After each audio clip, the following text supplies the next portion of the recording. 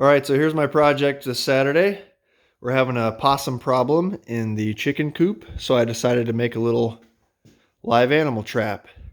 All just out of scrap wood, took me a few hours to make. Pretty simple.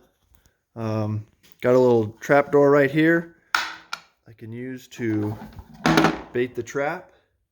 Reach in there, put the bait, lock it up. The trigger mechanism is pretty easy. It's just a little ramp on a hinge, and the string goes up through the top, and this little nail holds the door open. So the door runs in a little dado into the trap, goes the possum, and once he hits the trigger,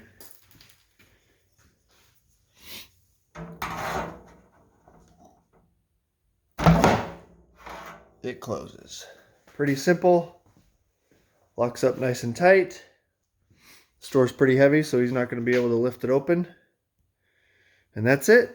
Got ourselves a possum. I had some old stool legs that I cut off to make a couple handles, make it easier to carry. And when we catch the possum, we'll let him go far away from the house and away from our chickens. So, hope this helps you make a cool trap for yourself.